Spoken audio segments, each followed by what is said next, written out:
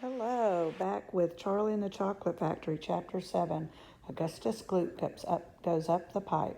When Mr. Wonka turned round and saw what Augustus Gloop was doing, he cried out, "Oh no, please, please, I beg of you not to do that. My chocolate must be untouched by human hands." "Augustus," cried out Mrs. Gloop, "didn't you hear what the man said? Come away from the river at once." "This stuff is terrific," said Augustus, taking not the slightest notice of his mother or Mr. Wonka. "Oh boy, I need a bucket to drink it properly." "Augustus," cried Mr. Wonka, hopping up and down and waggling his stick in the air, "you must come away. You are dirtying my chocolate." "Augustus," cried Mrs. Gloop. "Augustus," cried Mr. Gloop. But Augustus was deaf to everything except the call of his enormous stomach. He was now lying full length on the ground with his head far out over the river, lapping up the chocolate like a dog. "Augustus," shouted Mrs. Gloop, "you'll be giving that nasty cold of yours to about 1,000,000 people all over the country." "Be careful, Augustus," shouted Mr. Gloop. "You're leaning too far out." Mr. Gloop was absolutely right, for suddenly there was a shriek, then a splash, and into the river went Augustus Gloop, and in 1 second he had disappeared under the brown surface. "Save him!" screamed Mrs. Gloop, going white in the face and waving her umbrella about. "He'll drown. He can't swim a yard. Save him! Save him!" "Good heavens, woman," said Mr. Gloop. "I'm not diving in there. I got my best suit on." Augustus Gloop's face came up again to the surface, painted brown with chocolate. "Help, help, help!" he yelled. "Fish me out." "Don't just stand there," Mrs. Gloop screamed at Mr. Gloop. "Do something." "I am doing something," said Mr. Gloop, who was now taking off his jacket and getting ready to dive into the chocolate. But while he was doing this, the wretched boy was being sucked closer and closer toward the mouth of one of the great pipes that was dangling down into the river. Then, all at once, the powerful suction took hold of him completely, and he was pulled under the surface and then into the mouth of the pipe. The crowd on the riverbank waited breathlessly to see where he would come out. "There he goes," somebody shouted, pointing upward. Sure enough, because the pipe was made of glass, Augustus Gloop could be clearly seen shooting up inside it, head first like a torpedo. "Help! Murder! Police!" screamed Mrs. Gloop. "Augustus, come back at once. Where are you going?" "It's a wonder to me," said Mr. Gloop, "how that pipe is big enough for him to go through." "It isn't big enough," said Charlie Bucket. "Oh, dear, look, he's slowing down." "So he is," said Grandpa Joe. "He's going to stick," said Charlie. "I think he is," said Grandpa Joe. "By golly, he has stuck," said Charlie. "In his stomach. It's his stomach that's done it," said Mr. Gloop. "He's blocked the whole pipe," said Grandpa Joe. "Smash the pipe!" yelled Mrs. Gloop, still waving her umbrella. "Augustus, come out there at once." The watchers below could see the chocolate swishing around the boy in the pipe, and then they could see it building up behind him in a solid mass, pushing against the blockage. The pressure was terrific. Something had to give. Something did give, and that something was Augustus. Woof! Up shot again like a bullet in the barrel of a gun. He's disappeared," yelled Mrs. Gloop. Where does that pipe go to? Quick! Call the fire brigade." "Keep calm.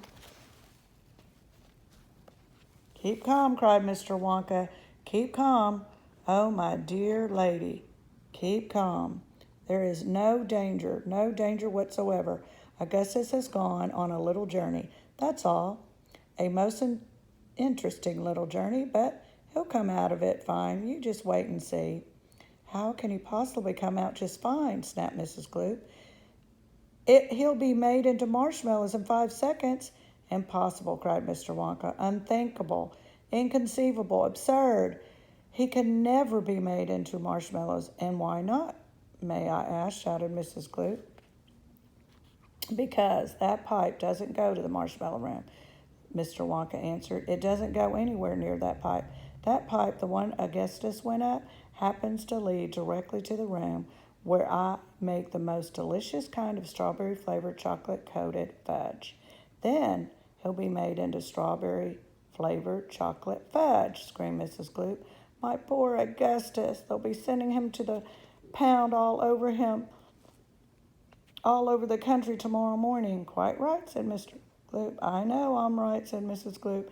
It's beyond a joke, said Mr. Gloop. Mr. Wonka didn't seem to think so, cried Mrs. Gloop. Just look at him. He's laughing his head off. How dare you laugh like that when my boy's just gone up the pipe? You monster, she shrieked, pointing her umbrella at Mr. Wonka as though he were going to run him through. You think it's a joke, do you? You think the sucking my boy up into the fudge room like that is a joke, one great big colossal joke? He's perfectly safe, said Mr. Wonka, giggling slightly. He'll be chocolate fudge, shrieked Mrs. Gloop. Of course he will, shrieked Mrs. Gloop. I wouldn't allow it, cried Mr. Wonka. And why not, shrieked Mrs. Gloop. Because the taste would be terrible, said Mr. Wonka. Just imagine it, Augustus-flavored chocolate-covered Gloop. No one would buy it. They most certainly would, cried Mrs. Gloop instantly. I don't want to think about it, shrieked Mrs. Gloop. Nor do I, said Mr. Wonka. And I do promise you, madame, that your darling boy's perfectly safe. If he's perfectly safe, where is he? Snapped Mrs. Gloop. Lead me to him this instant. Mr. Wonka turned around and clicked his fingers sharply. Click, click, click, 3 times. Immediately, and an Oompa Loompa appeared from nowhere and stood beside him. The Oompa Loompa bowed and smiled, showing his beautiful white teeth. His skin was rosy white, his long hair was golden brown, and the top of his head just came above the height of Mr. Wonka's knee. He wore the usual deer skin slung over his shoulder. Now listen to me, said Mr. Wonka, looking down at the tiny man. I want you to take Mr. and Mrs. Gloop up to the fudge room and help them find their son, Augustus. He's just gone up the pipe. The Oompa Loompa took one look at Mrs. Gloop and exploded into peals of laughter. Oh, do be quiet, said Mr. Wonka. Control yourself. Pull yourself together. Mrs. Gloop doesn't think all of this is funny. You can say that again, said Mrs. Gloop. Go straight to the fudge room, Mr. Wonka said to the Oompa Loompa. And when you get there, take a long stick, start poking around inside the big chocolate mixing barrel. I'm almost certain you'll find him in there. But you better look sharp. You'll have to hurry.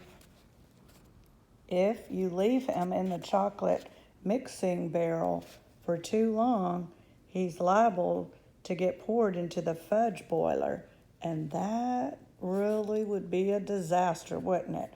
My fudge would become quite unedible. Mrs. Gloop let out a shriek of fury. I'm joking, said Mr. Wonka, giggling madly behind his beard. Didn't mean it. Forgive me. I'm so sorry. Goodbye, Mrs. Gloop and Mr. Gloop. Goodbye, goodbye. I'll see you later. As Mr. and Mrs. Gloop and their tiny escort hurried away, the 5 Oompa Loompas on the far side of the river suddenly began hopping and dancing about wildly upon a number of very small drums. Augustus Gloop, they chanted. Augustus Gloop, Augustus Gloop, Augustus Gloop. Grandpa, said Charlie, listen to them. Grandpa, what are they doing? Shh, whispered Grandpa Joe. I think they're going to sing a song. Augustus Gloop, chanted the Oompa Loompas. Augustus Gloop, the big, greedy nincompoop. How long could we allow this beast to gorge and guzzle, feed and feast on everything he wanted to? Great Scott, it simply wouldn't do. However long this pig might live, we're positive he'll never give even the smallest bit of fun or happiness to anyone. So, what we do in cases such as this, we use the gentle touch and carefully we take the brat and turn him into something that will give great pleasure to us all. A doll, for instance, or a ball, or marbles, or a rocking horse. But this revolting boy, of course, was an so utterly vile, so greedy, foul, infantile, he left a most disgusting taste inside your mouth. So in a base we choose a thing that can come what may, would take the nasty taste away. Come on, we cried. The time is right to send him shooting up the pipe. He has to go, it has to be, and very soon he's going to see inside the room to which he's gone. Some funny things are going on. Don't, dear children, be alarmed. Augustus Gloop will not be harmed, although, of course, we must admit he will be altered quite a bit. He'll be quite changed from what he's been. When he goes through the fudge machine, slowly the wheels go round and round. The cogs begin to grind and pound. 100 nice to slice.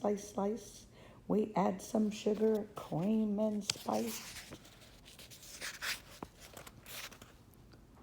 We boil him for a minute more until we're absolutely sure that all the greed and all the gall is boiled away once and for all.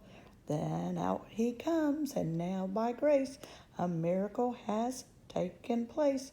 This boy who only just before was loathed by men from shore to shore, this greedy brute, his lousy ear is loved by people everywhere, for whom could hate or bear a grudge against a luscious bit of fudge? I told you they'd love singing, cried Mr. Wonka. Aren't they delightful? Aren't they charming? But you mustn't believe a word they say. It's all nonsense, every bit of it. Are the Oompa Loompas really joking, Grandpa? Asked Charlie. Of course they're joking, answered Grandpa Joe. They must be joking. At least I hope they're joking, don't you? Chapter 18, Down the Chocolate River. Off we go, cried Mr. Wonka. Hurry up, everybody. Follow me to the next room, and please don't worry about Augustus Gloop. He's bound to come out in the wash. They always do. We shall have to make the next part of the journey by boat. Here she comes, look.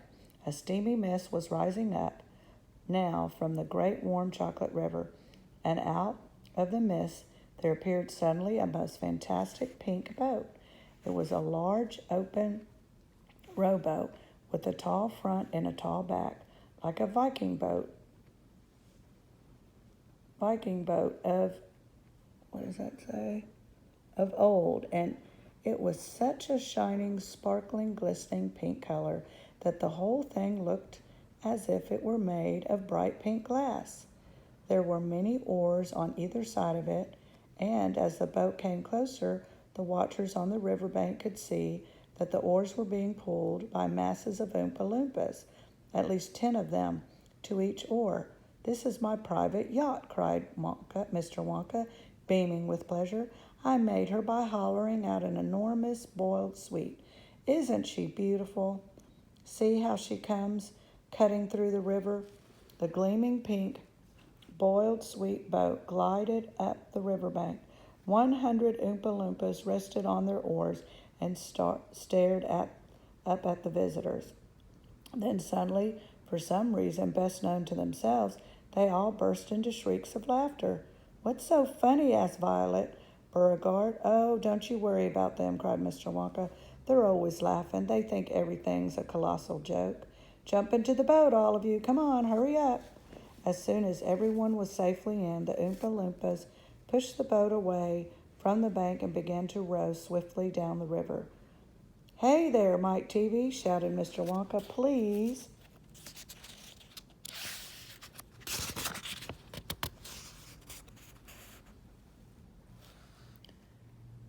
Please do not lick the boat with your tongue. It'll make it sticky. Daddy, said Veronica Salt, I want a boat like this. I want you to buy me a big pink, boiled sweet boat exactly like Mr. Wonka's. And I want lots of Oompa Loompas to row me about. And I want a chocolate river, and I want. She wants a good kick in the pants, whispered Grandpa Joe to Charlie. That old man was sitting in the back of the boat, and little Charlie Bucket was right beside him. Charlie was holding tightly to his father's bony old hand. He was in a whirl of excitement. Everything he had seen so far, the great chocolate river, the waterfall, the huge sucking pipes, the candy meadows, the Oompa Loompas, the beautiful pink boat, and most of all, Mr. Willy Wonka himself, had so astonishing that he began to wonder whether there could possibly be any more astonishments left. Where were they going now? What were they going to see? And what in the world was going to happen in the next room? Isn't it marvelous, said Grandpa Joe, grinning at Charlie. Charlie nodded and smiled up at the old man. Suddenly, Mr. Wonka, who was sitting on Charlie's other side, reached down the bottom of the boat, picked up a large mug, dipped it into the river, filled it with chocolate, and handed it to Charlie. Drink this, he said. It'll do you good. You look starved to death. Then Mr. Wonka filled a second mug and gave it to Grandpa Joe. You too, he said. You look like a skeleton. What's the matter? Hasn't there been anything to eat in your house lately? Not much, said Grandpa Joe. Charlie put the mug to his lips as the rich, warm, creamy chocolate ran down his throat into his empty tummy. His whole body from head to toe began to tingle with pleasure, and a feeling of intense happiness sprung over him. You like it? Asked Mr. Wonka. Oh, it's wonderful, Charlie said. It's the creamiest, loveliest chocolate I've ever tasted, said Grandpa Joe, smacking his lips. That's because it's been mixed by waterfall, Mr. Wonka told him. The boat sped on down the river. The river was getting nearer. There was some kind of dark tunnel ahead, a great round tunnel that looked like an enormous pipe, and the river was running right into the tunnel, and so was the boat. Row on, shouted Mr. Wonka, jumping up and waving his stick in the air. Full speed ahead! And with the Oompa Loompas rowing faster than ever, the boat shot into the pink dark tunnel, and all the passengers screamed with excitement. How can they see where they're going? Shouted Violet Beauregard in the darkness. There's no knowing where they're going, cried a Wonka, hooting with laughter. There's no earthly way of knowing which direction they are going. There's knowing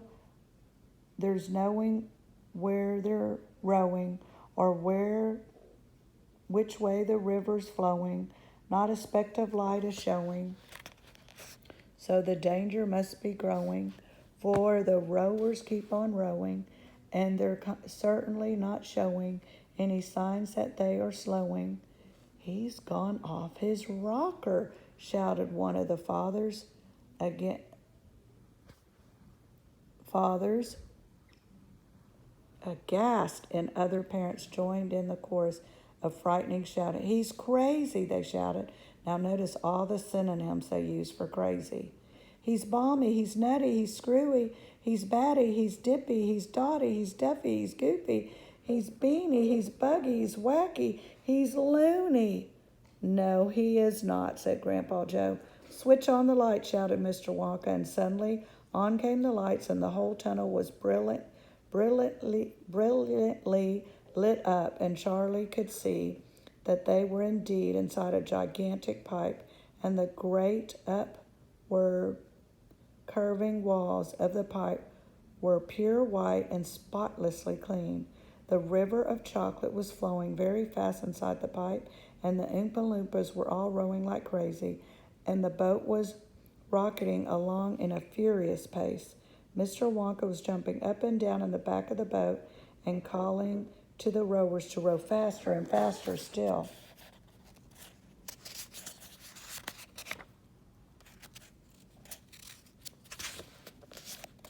He seemed to love the sensation of whizzing through a white tunnel in a pink boat on a chocolate river, and he clapped his hands and laughed and kept glancing at his passengers to see if they were enjoying it as much as he was. "Look, Grandpa," cried Charlie. "There's a door in the wall. It's a green door." And it was set into the wall of the tunnel just above the level of the river. As they flashed past it, there was just enough time to read the writing on the door.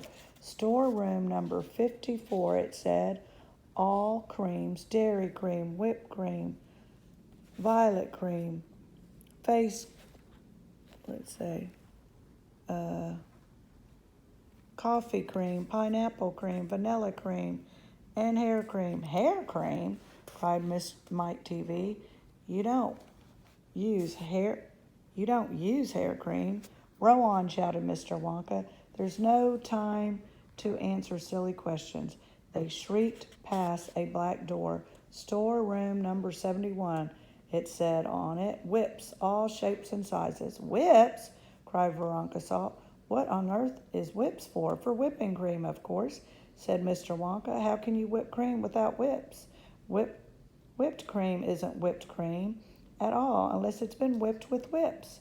Just as a poached egg isn't a poached egg unless it's been stolen from the woods in the dead of night. "Go on, please." They passed a yellow door on which it said, "Storeroom number 77, all the beans, cocoa beans, coffee beans, jelly beans, and has-beans." "Has-beans?" cried Violet Beauregard. "You're one yourself," said Mr. Wonka. "There's no time for arguing. Press on, press on." But 5 seconds later, when a bright red door came into sight ahead, he suddenly waved his gold-topped cane in the air and shouted, "Stop the boat!" Chapter 19, The Inventing Room. Everlasting gobstoppers and hair toffee. When Mr. Wonka shouted, "Stop the boat!"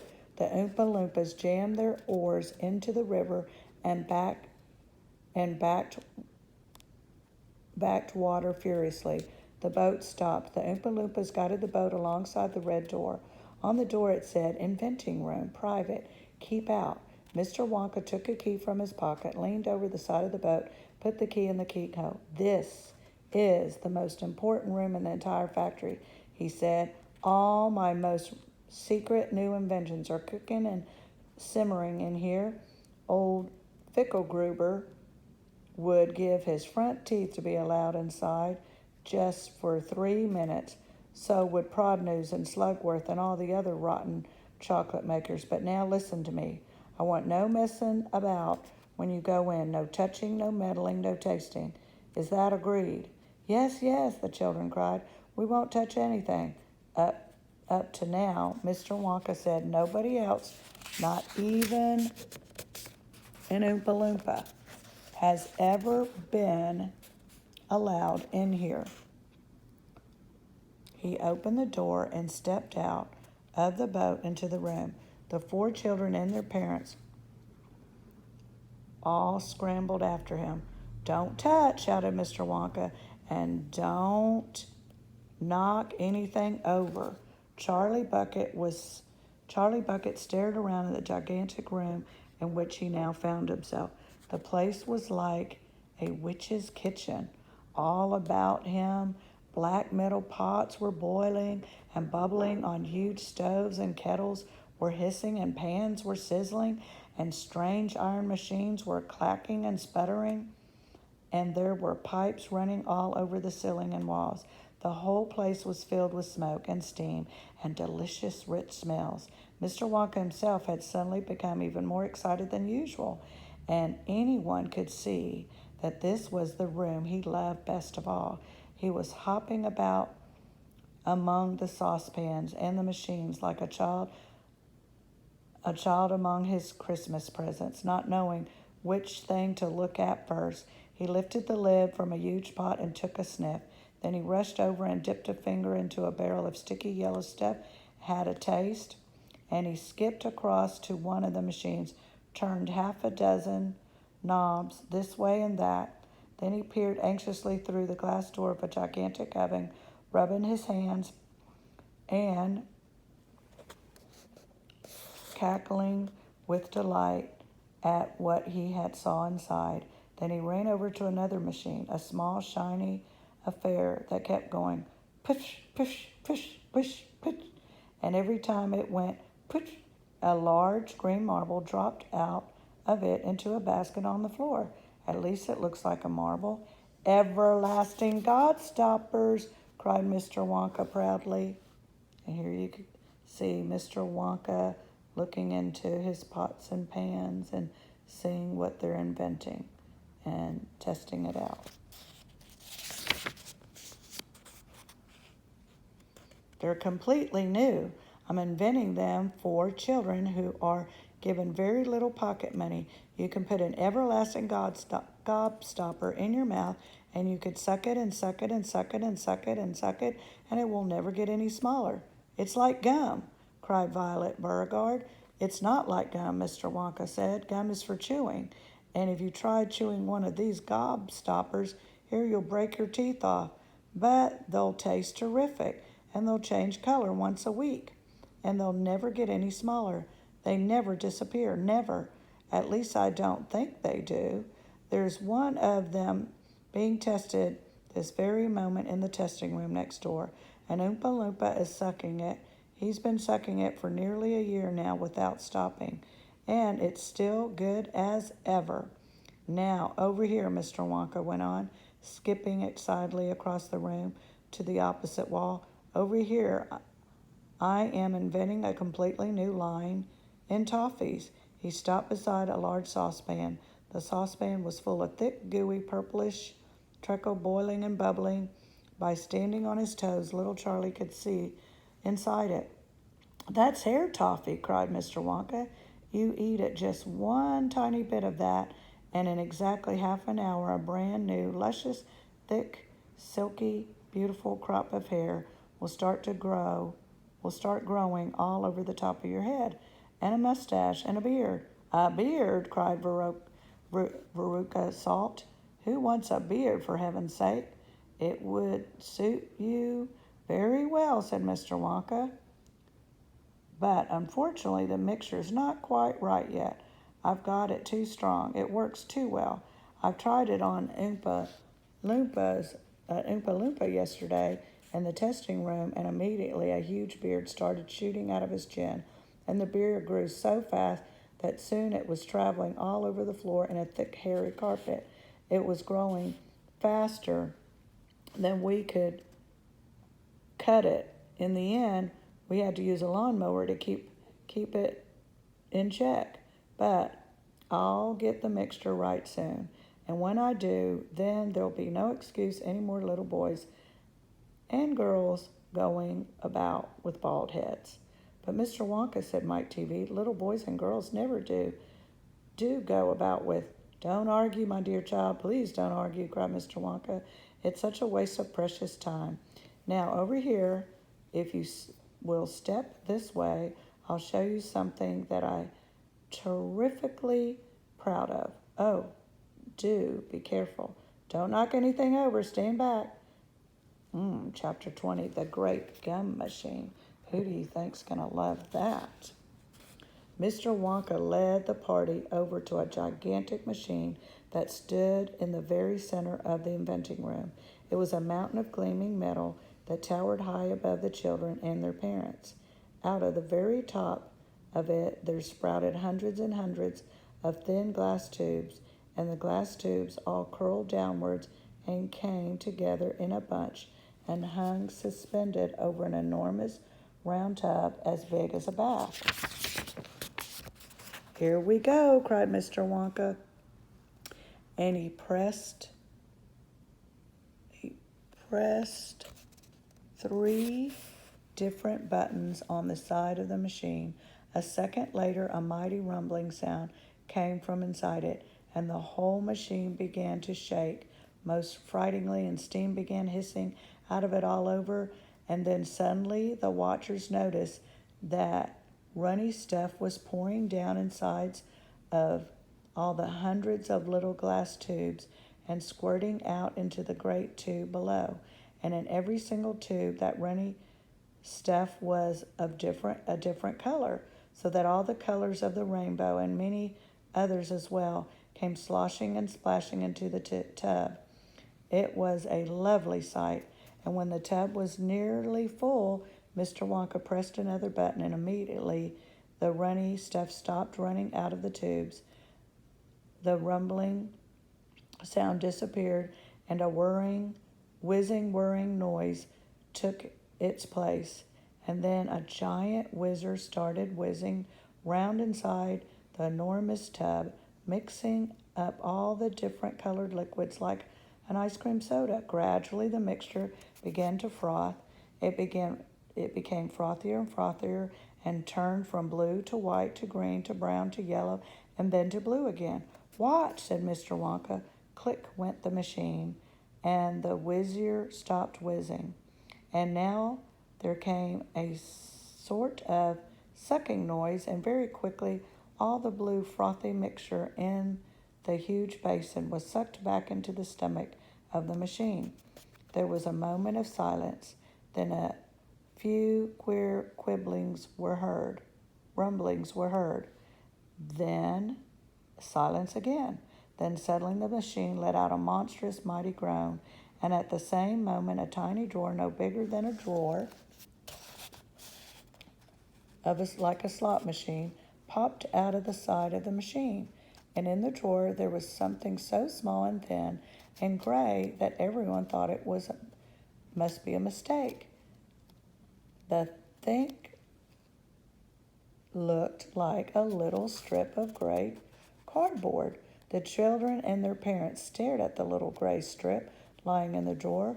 "You mean that's all?" said Mike TV, disgusted. "That's all?" said Mr. Wonka, gazing proudly at the result. "Do you know what this is?" Then there was a pause. Violet Beauregarde. The goofy gum chewing girl let out a yell of excitement. "By gum, it's gum!" she shrieked. "It's a stick of chewing gum." "Right you are," cried Mr. Wonka, slapping Violet hard on the back. "It's a stick of gum. It's a stick of the most amazing and fabulous and sensational gum in the world." Next, we'll read Chapter 21, Goodbye, Violet.